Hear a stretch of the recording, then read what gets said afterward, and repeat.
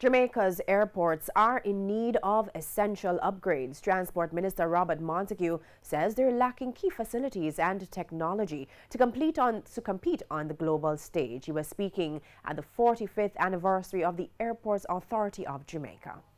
Both the Norman Manley International and Sangster International airports have been leased to investors within the last 20 years.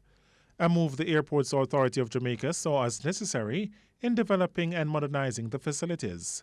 However, Transport Minister Robert Montague believes that Jamaica should be leading in innovation, but instead the island is lacking upgrades to facilitate easy travel. Why it is that the Airports Authority is not challenging the young people. I just met a young man who went to St. George's, where we are not challenging him and people like him to come up with an app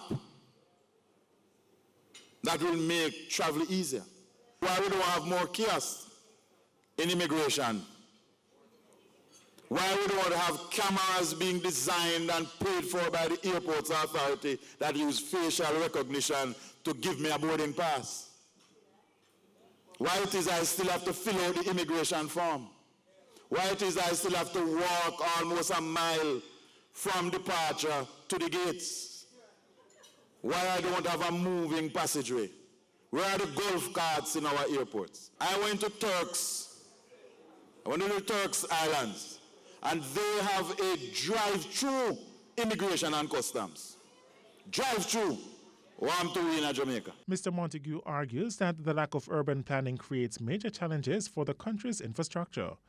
He believes Jamaica must look at mass transit and other key transportation issues for the future. The Transport Minister says Jamaica's inability to plan, especially in the transportation sector, leads to citizens being inconvenienced when improvements are made to infrastructure. The expansion to the Mandela don't make any sense. In Jamaica, Dr. Bedward, over the years we have developed policies to move motor vehicles, not to move people. Because whenever the roads clog up, we come in and we widen the road and we straighten the road and we put in another lane and we make travel easier.